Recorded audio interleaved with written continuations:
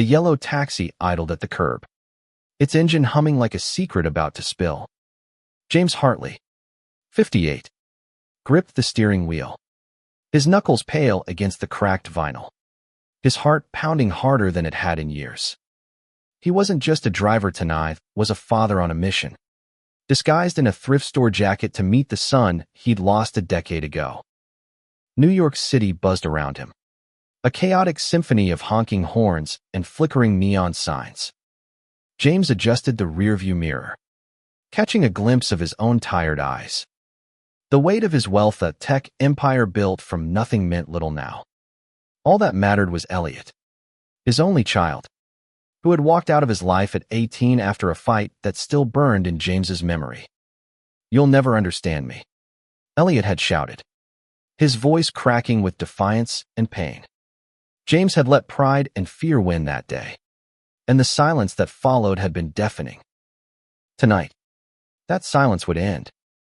Elliot was returning to New York after years abroad, and James had learned through a mutual friend that his son would need a ride from JFK. The plan was reckless, absurd even: pose as a taxi driver, pick up Elliot, and find a way to bridge the chasm between them. James had spent weeks rehearsing what to say, but now, staring at the airport's sliding doors, his script felt hollow. What do you say to a son who thinks you hate him for who he loves? The doors parted, and there he was, Elliot, 28 now, his brown hair tousled, his smile brighter than James remembered. But he wasn't alone. A man walked beside him, their shoulders brushing as they laughed over a shared joke. The stranger, maybe 29, had neatly styled black hair and a quiet confidence that made James's stomach twist. This must be Sam, the partner Elliot had mentioned in a rare email years ago. James's grip tightened. He wasn't ready for this, not for the reality of his son's life, the one he'd refused to accept. Elliot's eyes scanned the line of taxis, and James sank lower in his seat, pulling his cap down. His plan was unraveling already. He'd imagined a quiet ride, just the two of them, a chance to explain the letter he'd written, but never send the one tucked in his pocket now, its edges worn from years of second-guessing. The letter was his confession, his apology, his plea for forgiveness. But seeing Elliot with Sam, so at ease, so happy, James felt like an intruder in his son's world. The two men approached, and James forced himself to breathe. "Taxi," he called out, his voice gruff, unrecognizable even to himself. Elliot's gaze landed on him, and for a moment, James swore his son's eyes narrowed, as if sensing something familiar. But then Elliot grinned, tossing his bag into the trunk. "Yeah, thanks. Manhattan, West Village." Sam slid into the back seat beside Elliot, their hands brushing again as they settled in. James watched them in the mirror, a pang of envy mixing with his guilt. They had a life together, a bond he'd never understood until it was too late. As he pulled into traffic, the city's lights blurring past, James realized this ride was his last chance to make things right or lose Elliot forever. The first few minutes were torture. Elliot and Sam chatted about their flight from London, their voices warm and teasing. James kept his eyes on the road, his disguise holding, but his mind raced. Should he reveal himself now? Wait until they reached the city? The letter in his pocket felt heavier with every mile, its words burning in his mind. "I was wrong. Elliot, I see you now, and I'm proud." "Rough night, huh?" Elliot's voice broke through James's thoughts. He glanced in the mirror to find his son looking at him, not with suspicion, but with a kindness that stung. "You look like you've got a story to tell, driver." James swallowed hard. "You have no idea," he muttered, his voice barely above a whisper. He wanted to say more, to spill everything, but the words caught in his throat. Instead, he focused on the road, the city's pulse matching his own racing heart. Traffic slowed near the Midtown Tunnel, And Sam leaned forward, his tone curious. You from around here? You've got a vibe. Like you've seen it all. James forced a chuckle, his hands trembling. Born and raised. He lied, his Brooklyn accent a clumsy imitation. He couldn't risk them recognizing his voice. Not yet. Elliot tilted his head, studying him. You remind me of someone, he said, his voice soft but probing. James's heart stopped. Did Elliot know? Had he seen through the disguise already? The moment stretched, heavy with unspoken truths, until Sam nudged Elliot playfully. You say that to every guy with a cap, he teased, and the tension broke with their laughter. James exhaled, relief mixing with dread. He wasn't ready to be unmasked. Not like this. The letter was supposed to be his way in, his way to explain without the weight of his face, his name, his failures. But as they neared Manhattan, the city lights casting shadows across Elliot's face, James knew he couldn't hide forever. The truth was coming, whether he was ready or not. By the time they reached the West Village, the air felt thicker, charged with possibility. Elliot and Sam stepped out, their hands linked now, unapologetic. James watched them, his chest aching with a mix of pride and regret. He reached for the letter, his fingers brushing its worn edges, but hesitated. Hey, he called out, his voice cracking. You forgot something. Elliot turned, his brow furrowed. James held out the letter, his hand shaking. Found this in the back. He lied, his eyes locked on his son's. Elliot took it, his fingers brushing James's. And for a moment, the world stopped. Thanks, Elliot said, his voice uncertain, as if he sensed the weight of the moment. As they walked away, James sat frozen, watching his son disappear into the city's embrace. The letter was out of his hands now, but what it would do, whether it would heal or destroy, was beyond his control. He drove off, the taxi's hum fading into the night, carrying the weight of a decade's worth of mistakes and the fragile hope of a new beginning. Elliot stood on the West Village sidewalk, the letter clutched in his hand, its edges soft from years of being carried. The taxi's taillights vanished around the corner, leaving him with a strange unease. Something about the driver's voice. His eyes felt like a ghost from his past, but he couldn't place it. Sam's arm brushed his, grounding him. You okay? Sam asked, his dark eyes searching Elliot's face. Yeah, Elliot lied, tucking the letter into his jacket. Just tired. But as they walked toward their apartment, the letter's weight grew, pulling at him like an unanswered question. He hadn't opened it yet, but its presence felt like a pulse, alive and insistent. Inside their cozy loft, the city's hum faded to a distant murmur. Sam kicked off his shoes and flopped onto the couch, pulling Elliot down beside him. So, that driver, Sam said, his tone teasing but curious. You were staring at him like he was about to confess a crime. Elliot laughed, but it felt hollow. He just reminded me of someone. He didn't say who. The name his father. James stayed locked in his throat, a memory he'd spent years trying to bury. At 18, he'd come out to his father, expecting love, maybe pride. Instead, he got silence, then anger. You're throwing your life away, James had said, his voice cold, cutting deeper than any blade. Elliot left that night, vowing never to look back. Now, at 28, he'd built a life he loved. Sam, with his quiet strength and endless patience, was the center of it.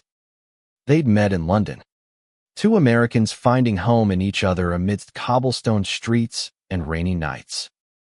But the past had a way of creeping back, and the letter in his pocket felt like a tether to the life he'd left behind. Open it, Sam urged, nodding at the letter. It's probably nothing. But you're acting like it's a bomb. Elliot hesitated, his fingers tracing the envelope's worn edges.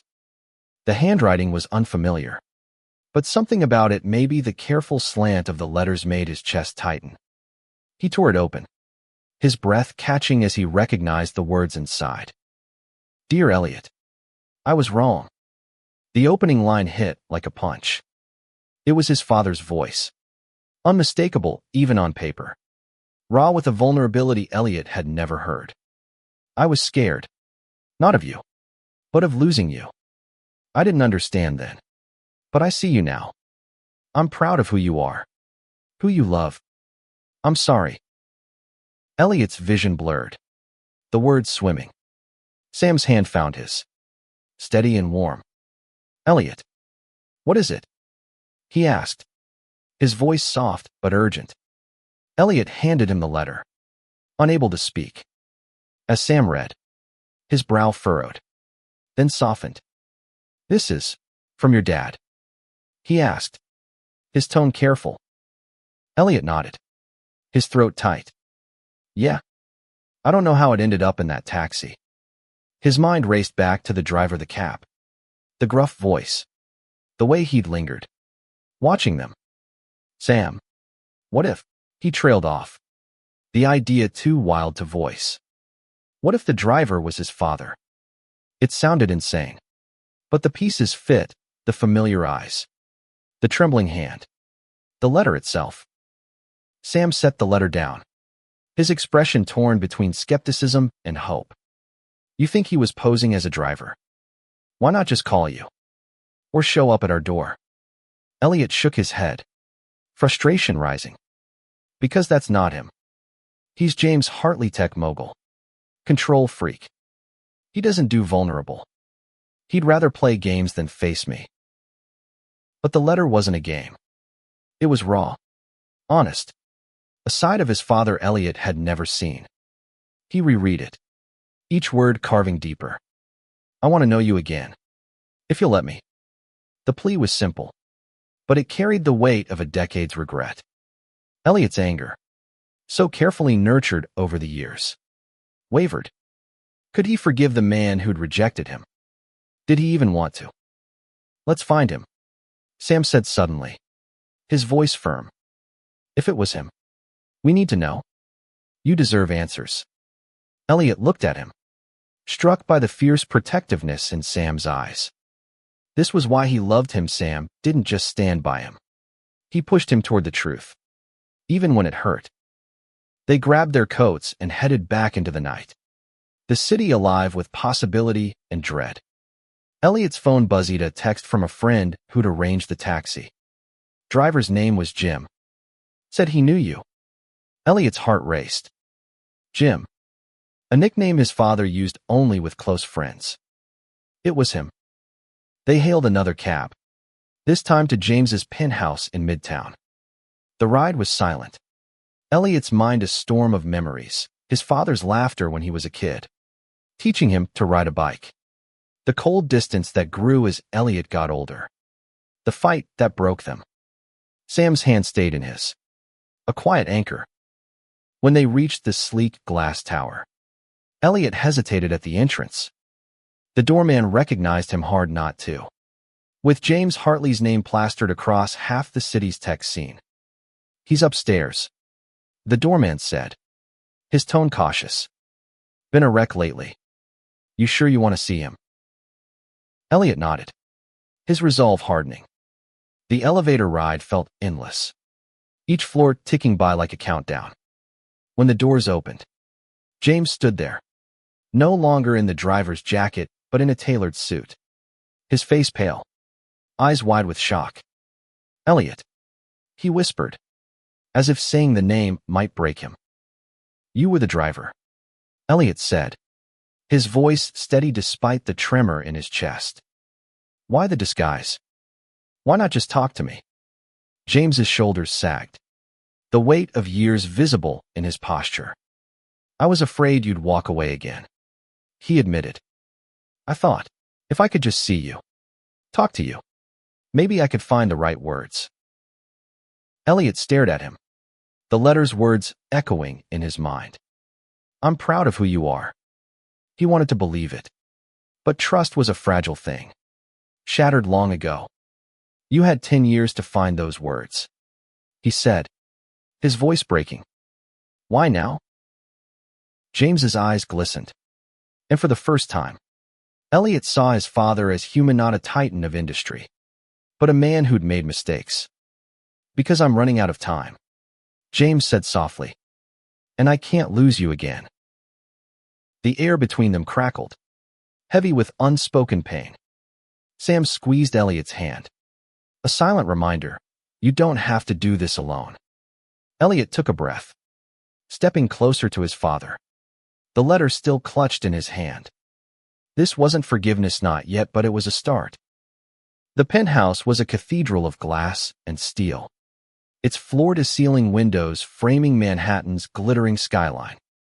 But to Elliot, it felt like a cage, every polished surface reflecting the distance between him and his father. James stood by the bar, his hands fidgeting with a glass he hadn't touched, his eyes fixed on Elliot as if he might vanish.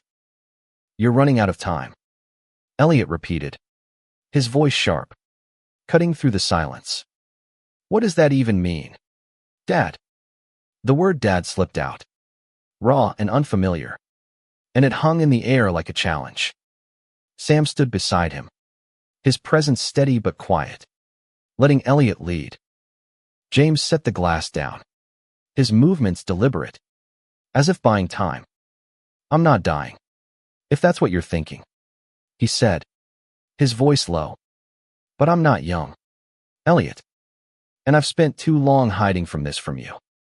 He gestured vaguely, as if the space between them could be summed up with a wave of his hand. That letter, it's been in my desk for years.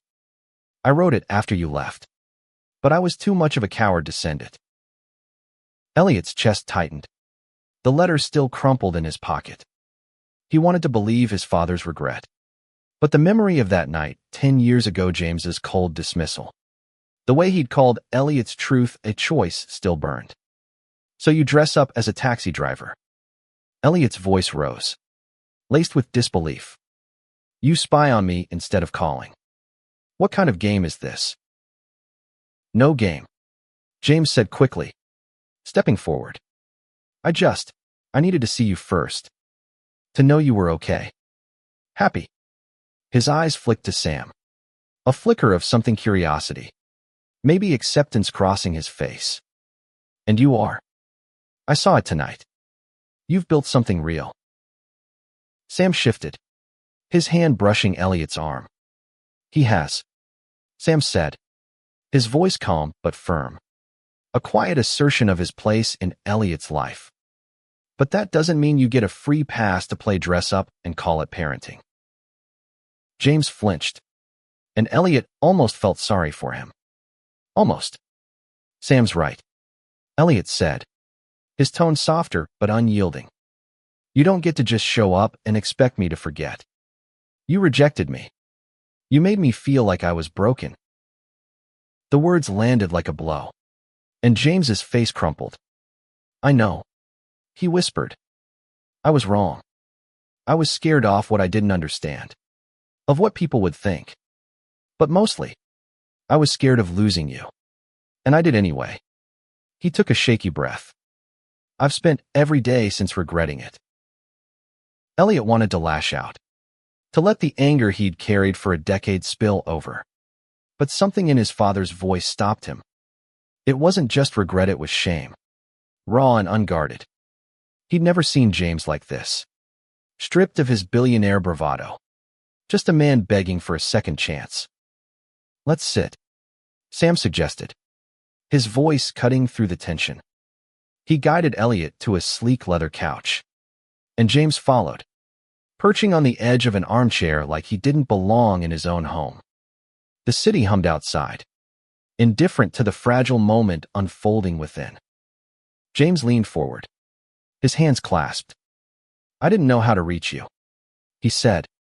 After you left, I tried calling, emailing, but you were gone. Europe, Asia, I heard bits and pieces from friends, But you didn't want me in your life. I get why. He paused, his eyes searching Elliot's. Then I heard you were coming back. And I panicked. The taxi thing was stupid. But I thought maybe. If I could just talk to you without all this, he gestured at the penthouse. The empire he'd built, you'd hear me. Elliot's throat burned. I heard you back then, he said quietly. When you told me I was a disappointment. That's why I left. Sam's hand tightened on his, a silent reminder of his worth. And Elliot drew strength from it. But I read your letter. You say you're proud now. Why should I believe you? James's eyes glistened, and he reached into his pocket, pulling out a small photo, a faded picture of Elliot at 10, grinning on a bike James had taught him to ride. Because I've carried this every day since you left, he said, his voice breaking. I don't deserve your trust, Elliot, but I'm asking for a chance to earn it. The room fell silent, the weight of the moment pressing down. Elliot stared at the photo, memories flooding back simpler times. Before the fights, before the truth tore them apart. He wanted to believe his father, but trust was a bridge burned long ago, and rebuilding it would take more than a letter or a photo. Sam broke the silence. What do you want, Elliot? He asked, his voice gentle but direct. This is your call. Elliot looked at him, grateful for the anchor, then back at James. His father's eyes were pleading, vulnerable in a way that felt foreign but real. I don't know, Elliot admitted, his voice raw. I need time. And I need you to prove it, not with words, not with stunts, but with actions. James nodded, his expression a mix of relief and determination. I will, he said, whatever it takes. They left the penthouse soon after, the city's lights blurring as they walked back to the West Village. Elliot felt lighter, but the weight of the letter and the choice it demanded still lingered. Sam's hand stayed in his, a quiet promise. You did good back there, Sam said, his voice warm. Whatever you decide, I'm with you. Elliot nodded, the letter's words echoing in his mind. I see you now. For the first time in years, he wondered if his father truly did. As they reached their apartment, the city quiet around them, Elliot knew this was only the beginning, a fragile step toward something new, something uncertain, but maybe, just maybe, something worth fighting for. The morning sun filtered through the loft's curtains, casting soft stripes across Elliot's face as he stared at the letter on the kitchen counter. He hadn't slept much, his mind caught in a loop of his father's words and the raw vulnerability in James's eyes last night. Sam moved quietly behind him, brewing coffee, his presence a steady comfort in the storm of Elliot's thoughts. You're staring at that thing like it's going to talk, Sam said, sliding a mug toward him. His tone was light, but his eyes held the same question they'd carried since the penthouse. What now? Elliot picked up the letter, its creases worn from being folded and unfolded. I keep waiting for it to make sense, he said. For him to make sense. Sam leaned against the counter, his expression soft but serious. He's trying, Elliot. Maybe not the way you wanted, but he's trying. That's more than you've had in years. Elliot nodded, but the words didn't ease the knot in his chest. Trying wasn't enough, not yet. He needed proof that James's change of heart was real, not just guilt dressed up in a letter. The buzzer rang, sharp and jarring. Elliot frowned, crossing to the intercom. Delivery for Elliot Hartley.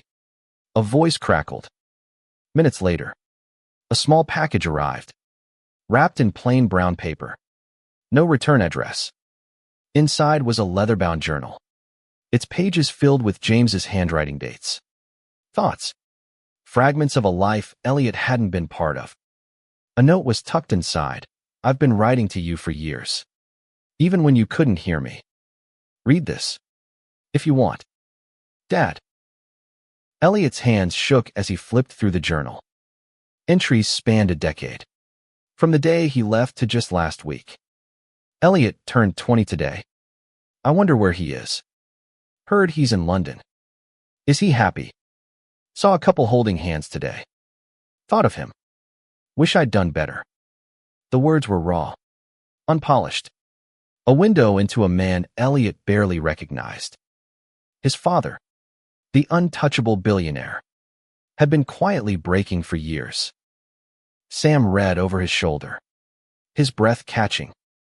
This is a lot, he said, his voice low. He's been carrying you with him all this time. Elliot closed the journal, his throat tight. Why didn't he send it sooner? He asked, more to himself than Sam. Why wait until now? Maybe he wasn't ready, Sam said. Or maybe he didn't think you were. He reached for Elliot's hand, his touch grounding. You don't have to decide anything today.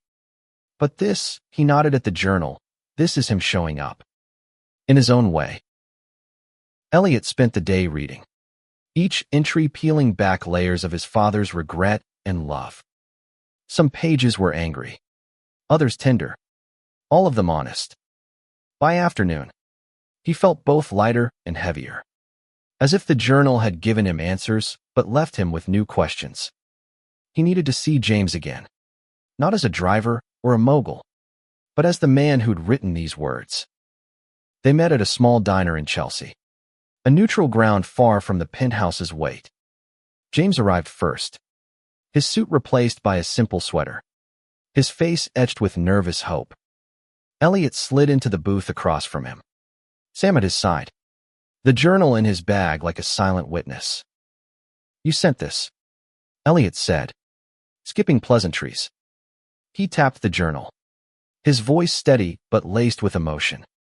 Why didn't you tell me? All these years. You were writing, but you never reached out. James's eyes dropped to the table, his hands twisting together. I didn't think you'd want to hear from me, he said. After what I said, what I did, I thought you were better off without me. He looked up, his gaze meeting Elliot's. But I never stopped wanting you back. I just didn't know how. Elliot's chest ached, the anger he'd clung to softening at the edges. You hurt me, he said, his voice breaking. You made me feel like I wasn't enough. Do you know what that did to me? Sam's hand found his under the table, a quiet strength. James nodded, his eyes glistening. I know, and I'll carry that shame forever. But I see you now. Elliot. You and Sam. He glanced at Sam, a small nod of acknowledgement. You're not just my Sonia, a man who's built a life I could never have dreamed for you. I'm proud, even if I don't deserve to be. The words hit Elliot hard, echoing the letter but carrying more weight in person. He wanted to push back, to hold on to his anger. But the journal, the letter, the man in front of him, they were all proof of something real. Not perfect, but real. Sam spoke up, his voice calm but direct. Pride's a start, James. But Elliot needs more than words. He needs you to show up. Consistently. No disguises. James nodded, his expression resolute. I will, he said, if you'll let me. The diner hummed around them, plates clattering, voices blending into a comforting din. Elliot looked at his father, then at Sam, and felt the first stirrings of hope. It wasn't forgiveness not yet, but it was a door cracking open, letting in light where there'd been only shadow.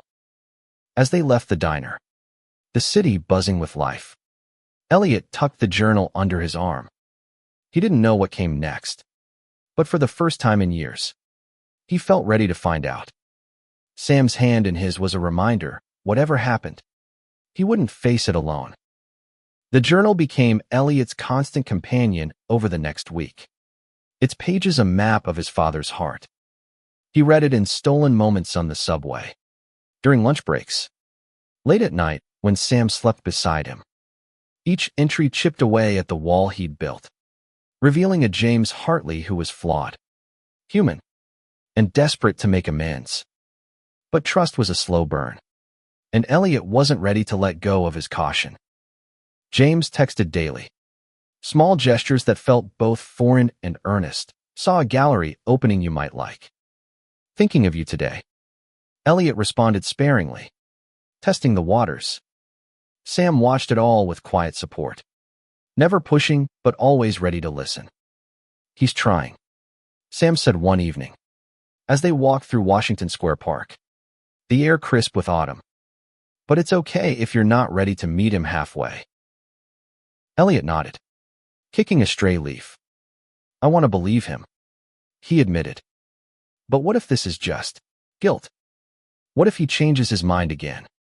Sam stopped, turning to face him. Then you'll still have you. And me. And the life we've built.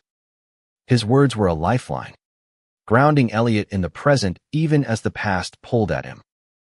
James invited them to dinner at his penthouse, a gesture that felt like a leap. Elliot hesitated but agreed, curiosity outweighing his fear. When they arrived, the space was transformed no sterile opulence. Just warm lighting, a simple table set for three, and the faint smell of roasted vegetables. James had cooked himself, a clumsy but heartfelt attempt at normalcy. You didn't have to do this, Elliot said, surveying the spread roast chicken, mashed potatoes, a slightly uneven apple pie. James shrugged, a nervous smile tugging at his lips. I wanted to. I've spent too long hiding behind money. This is me, trying to be your dad again. Dinner was tentative at first, conversation stilted. But as the night wore on, stories emerged: Elliot's travels in Europe, Sam's work as a graphic designer, James's early days building his company. Laughter came easier, especially when James admitted to burning the pie's crust. You should have seen me panicking, he said, chuckling. I called my assistant for a recipe at 2 a.m. Elliot watched his father, searching for the man who'd once rejected him. He wasn't gone, but he was different, softer, more open. Sam caught his eye, a subtle nod that said, this is real. When James asked about their life in London, Elliot hesitated, then shared a story about their first date, a rainy night at a tiny jazz club. James listened, his eyes bright with something like pride. After dinner, James led them to the balcony, the city sprawling below. I used to stand here and wonder where you were, he said, his voice low. I'd imagine you out there, living a life I couldn't touch. Now you're here, and I'm terrified I'll mess it up again. Elliot's throat tightened. You might, he said honestly. But you're here now. That's something. James nodded, his expression a mix of gratitude and resolve. I'll keep showing up, he promised. No more disguises. As they left, James handed Elliot a small box. Inside was a keychain, a tiny bicycle charm etched with their initials E and J. From the old days, James said softly. I thought, maybe we could start new ones. Elliot's fingers closed around it, the weight of it grounding him. He didn't trust fully. Not yet. But he felt the stirrings of something nawa fragile hope, taking root. Back home, Elliot lay awake, the keychain on his nightstand, Sam's arm draped over him, a quiet reminder of the life they'd built. You're doing this on your terms, Sam murmured, half asleep. That's what matters. Elliot nodded, his eyes on the ceiling. The journal, the letter, the keychain were pieces of a puzzle, slowly coming together. He wasn't ready to forgive, but he was ready to try. The next day, James called, asking to meet at a community center in Brooklyn. They're doing a fundraiser for queer youth, he said, his voice hesitant. I thought, maybe we could go together. Elliot's heart skipped. This wasn't just words, it was action. Proof of the change James claimed. He agreed. And when they arrived, James was already there, helping set up tables. His sleeves rolled up. No trace of the billionaire facade. Elliot watched, a mix of pride and disbelief swelling in his chest. Sam squeezed his hand, whispering, "He's showing up." And for the first time, Elliot believed it might be true. The road ahead was long, but as they joined the crowd, laughing and working side by side, Elliot felt the past loosening its grip, making room for something new. The Brooklyn Community Center buzzed with life, its walls adorned with rainbow flags and handwritten posters. Volunteers darted between tables, setting up for the Queer Youth fundraiser, their laughter mingling with the hum of a portable speaker playing pop anthems. Elliot stood near the entrance, the keychain in his pocket a quiet reminder of the morning's wait. James was across the room, stacking chairs with a teenager who wore a pronoun pin and a bright smile. Seeing his father like this unguarded, present felt surreal, like a scene from someone else's life. Sam nudged him, his eyes warm. "He's actually doing it," he said, his voice low with admiration. "Not just showing up, but showing up." Elliot nodded, his throat tight. James wasn't just here for him. He was here for kids like Elliot had been scared, alone, desperate for acceptance. It was the kind of action Elliot had demanded, and it stirred something in him he wasn't ready to name. James caught his eye and waved, a tentative smile breaking through his focus. Elliot crossed the room, Sam at his side, and joined him. "Didn't expect to see you hauling furniture," Elliot said, half teasing. James chuckled, wiping sweat from his brow. "Figured I'd earn my keep," he said. "These kids deserve more than a check from some rich guy." The words landed softly, but they carried weight. James wasn't just donating money, though Elliot knew he'd probably done that too. He was here, sleeves rolled up, learning names, listening to stories. A teenager named Riley shared how the center had helped them find housing after their parents kicked them out. James listened, his face hamlet, his eyes glistening.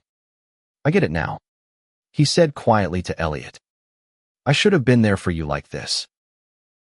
The moment passed quickly, but it lingered in Elliot's mind as they worked through the afternoon. The fundraiser was a success, kids laughing, donors pledging support, a sense of community that felt like home. As the event wound down, James pulled Elliot aside, his expression nervous but earnest. "I want to keep doing this," he said. "Not just for you, but because it's right. I've got a lot to make up for." Elliot's chest tightened. "You're doing it," he said, his voice soft but firm. "This is what I meant by actions." James nodded, his eyes bright with unshed tears. "I'm learning," he said. "From you. From them." He gestured at the kids, their resilience a mirror of Elliot's own. That night, back at the loft, Elliot and Sam talked over wine. The journal opened between them. "He's not the man he was," Elliot said, tracing a page's edge. "But I'm still scared. What if I let him in and he hurts me again?" Sam leaned closer, his hand on Elliot's knee. "You're not that kid anymore," he said. "You're stronger now. And I'm here, no matter what." The next week brought more steps, small, deliberate. James joined them for coffee, then a walk through Central Park. He asked questions about Sam's designs, about Elliot's photography, listening with a focus that felt new. One evening, he invited them to a quiet dinner at a hole-in-the-wall Italian place, sharing stories of his own failures, not as excuses, but as truth. "I was wrong about a lot," he admitted. "But I'm here now, and I'm not going anywhere." Elliot began to soften, the keychain a talisman in his pocket. He invited James to their apartment for the first time, a small gesture that felt huge. James arrived with a bottle of wine and a nervous smile. his eyes lingering on the photos of Elliot and Sam's life together, moments of joy he'd missed but wanted to understand. They talked late into the night, stories weaving a fragile bridge between past and present. One entry in the journal stood out. Elliot, you taught me courage. I'm trying to learn it now. It was dated a year ago. A quiet vow James was finally living up to. Elliot didn't trust fully, but he was starting to believe. Each meeting, each conversation, was a brick in a new foundation, one they were building together. As spring approached, James proposed a trip, a weekend upstate. Just the three of them. No penthouses. No drivers. He said with a grin. Just us. Elliot hesitated, then nodded, Sam's hand in his a quiet reassurance. The road to forgiveness was long, but they were walking it, step by careful step, the letter's promise lighting the way. The upstate cabin sat nestled among pines, its wooden porch overlooking a quiet lake. Elliot leaned against the railing, the morning mist cool on his skin, the keychain heavy in his pocket. Sam was inside, brewing coffee, while James chopped wood nearby, his breaths visible in the crisp air. The weekend felt like a test, a chance to see if the fragile trust they'd built could hold beyond the city's noise. Elliot watched his father, marveling at the man who'd once seemed untouchable, now swinging an axe with clumsy determination. James had insisted on this trip. No luxury, just a rented car and a promise to listen. I want to know you, he'd said, his voice raw. Not the kid I lost, but the man you are now. Elliot wanted to believe him, but the past lingered, a shadow he couldn't fully shake. Sam joined him, handing over a mug, his presence a quiet anchor. He's trying hard, Sam said, nodding toward James, who was stacking wood with a focus that bordered on comical. Elliot smiled, the tension in his chest easing. Yeah, it's weird, seeing him like this. Human. The weekend unfolded slowly, moments stacking like the wood James chopped. They hiked trails, James asking about Elliot's photography, his eyes bright with genuine interest. At night, they sat by the fire, Sam sharing stories of their London days, James listening, occasionally adding his own tales of his startup years. The loneliness behind the success. I built an empire, he said once, staring into the flames. But I lost what mattered most. Elliot's throat tightened. He pulled the journal from his bag, its pages now familiar. You wrote about that, he said, flipping to an entry from years ago. Success feels empty without him. He looked at James. You meant this, didn't you? James nodded, his eyes glistening. Every word. I just didn't know how to say it out loud. The second day, they kayaked on the lake, the water still and reflective.